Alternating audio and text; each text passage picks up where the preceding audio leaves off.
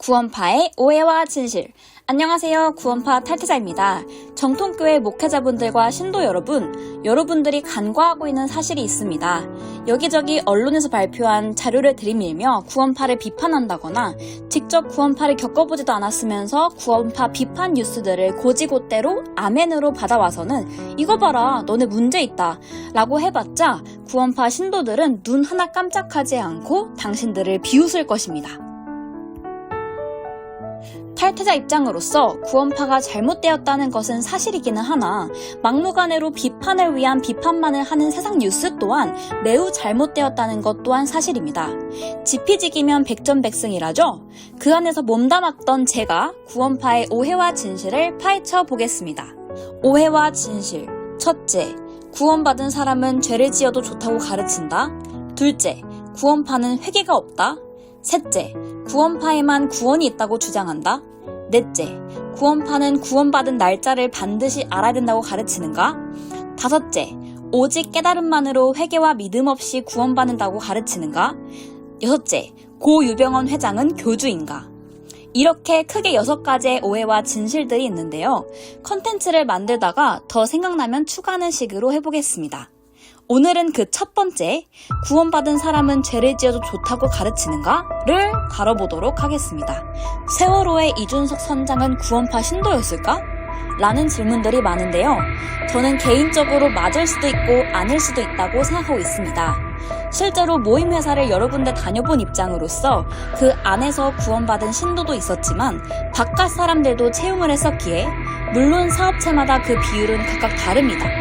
이준석 선장의 행동을 보고 구원파의 교리 때문에 죄책감 없이 저런 행동들을 할 수 있는구나 라고 확신하는 것은 확증 편향입니다. 우선 단언컨대 구원파에선 구원받은 사람이 죄를 지어도 상관없다 라고 절대 가르치지 않습니다. 많은 분들의 이해를 돕기 위해 자료 영상을 첨부했습니다. 함께 보시죠. 죄를 지으면 징계가 있고 죽기까지 하는 징계니까 구원받았다고 해서 이제 난 구원받았으니까 죄를 지어도 된다 그런 생각이 들어갈 수 없는 겁니다. 이 부분들은 굉장히 정통교회에서 말하는 것과 크게 다르지 않습니다.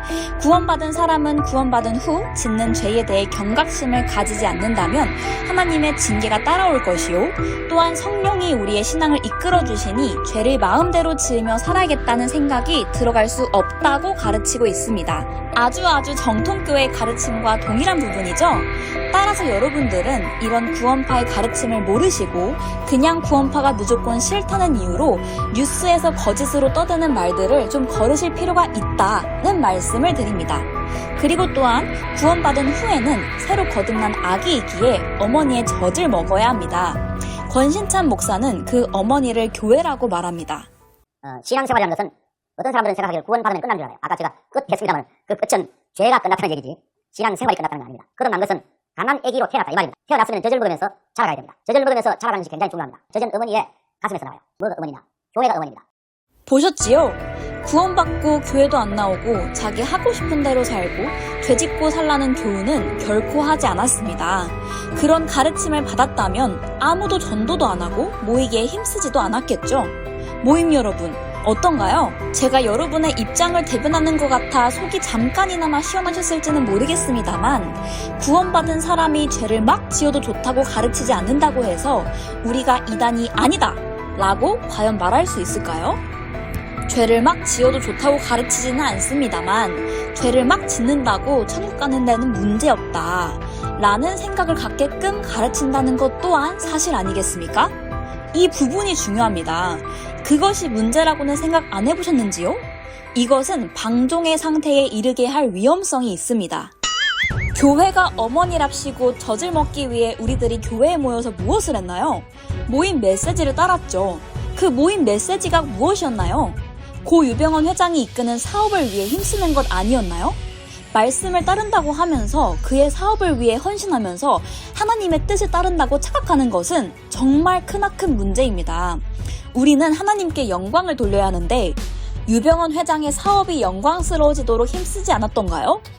세월호 사건으로 그 비리들이 세상에 버젓이 폭로되는데도 우리는 그들을 끝까지 비호했었죠. 뭐라고 하면서 비호했습니까? 너희들의 헌금과 11조는 하나님께 드린 걸로 끝인 거다. 그것을 잘못 사용한 사람들은 하나님이 심판하실 일이다. 너희가 관여할 바가 아니다. 라고 했습니다. 아멘입니다. 그래서 실제로 심판받았죠. 죽음으로써 말이죠. 그리고 그의 자식들이 우리가 피땀 흘려 벌어서 펑금한 돈으로 무슨 짓을 하고 있는지 보십시오. 구원파 형제자매 여러분, 우리들은 헌금으로 하루하루 가난해지는데 복음을 위해 쓰여야 하는 내 헌금들이 어떻게 쓰이는지 보십시오. 복음 전하려고 소중한 내 재산의 일부를 하나님께 바친 거 아니었나요? 그런데 이들의 열매를 보십시오. 이들의 사치품들이 하늘에서 떨어졌을까요? 땅에서 솟아났을까요? 저 사치품들이 복음 전하는 데 쓰였다면 벌써 지구 한 바퀴는 돌았을 겁니다.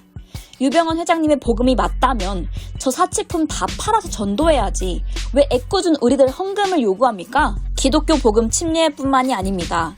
이호환이 이끄는 대한예수교 침례회도 마찬가지입니다. 임박한 시한부 종말론을 내세우며 곧 재림이 온다, 종말이 온다는 말을 빌미로 신도들 집도 팔고 땅도 팔고 재난지원금까지 탈탈 털어서 초역세권 부동산으로 차익 챙기고 그게 하나님의 일이라고 뻔뻔하게 사기 행각을 벌였습니다. 아니, 곧 종말인데 부동산 차익은 왜 챙깁니까? 복음을 전해야지. 어디 그뿐입니까? 박옥수가 이끄는 기쁜 소식 선교회는 또별이라는 건강식품을 항암 치료제라고 속이며 팔았고 또별을 먹고 죽은 피해자도 생겼습니다. 또한 주식 사기로도 사회적 물의를 일으킨 바가 있습니다. 보십시오. 구원파들 어느 계열인지 보세요. 시작부터가 잘못되었으니 성경에서는 열매로 그 사람이 구원받은 사람인지 알리라 라고 하셨는데 그 열매는 탐욕의 열매들이었습니다. 탐심은 곧 우상숭배입니다. 여기서 우리들은 반드시 깨달아야 할 것이 있습니다. 회장님, 그리고 그 자녀들, 구원받은 사람들일까요? 그리고 그를 따르는 여러분들, 구원받았나요? 구원은 확신으로 천국 가는 것이 아닙니다. 구원받은 사람이 천국을 가는 것입니다. 확신으로 따지면 이슬람교인의 자살폭탄 테러의 순교만큼 확실하신가요? 여러분은 이슬람교인처럼 실제로 순교할 만큼의 확신이 있으신가요? 구원의 확신과 구원을 실제로 받는 것에는 차이가 있습니다. 다시 말하지만 여러분들은 구원받지 못했습니다. 여러분은 구원받은 게 아니에요. 구원받은 적이 없어요. 있어요? 아니요, 없어요. 없었어요? 없어요. 없었어요? 아니, 없어요. 아, 있었는데. 아니, 없어요, 그냥. 따라서 여러분은 성령의 인도하심으로 죄를 이길 힘을 얻지 못하십니다. 그 속에는 성령이 없기 때문이죠. 그리스도인이 아니기에 성화의 과정 또한 있을 수 없는 일입니다. 교회에 뭔가 문제가 보여도 아닌 것 같은 게 보여도 내가 받은 구원만큼은 확실한 것이다 라고 방심하시는 분들이 있는데 그런 분들에게 확실하게 이야기하겠습니다. 영생을 가지고 도박하지 마십시오. 당신이 받은 구원은 셀프 구원입니다. 진짜 구원이 아닙니다. 그럼 진짜 구원이 뭐길래 내 구원이 가짜라고 하는 것이냐? 라고 저에게 반문하실 수 있겠습니다만 여러분, 너무 성급해하지 마십시오. 갑자기 제가 진짜 구원을 말한다 해도 당장은 받아들이기 어려우실 겁니다. 그럴 걸 알기에 조심스레 다가가는 것임을 이해해 주셨으면 합니다.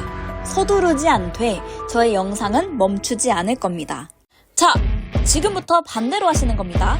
여러분들이 전도 집회에서 복음을 들었던 것처럼요. 집회에서 첫날부터 복음을 풀지는 않죠. 하나씩 제가 여러분들이 들었던 것들을 세탁해 나가겠습니다. 저도 살면서 일주일간 하는 성경은 사실이다. 권신찬 목사님 전도 집회 테이프를 50여 번을 들었었습니다.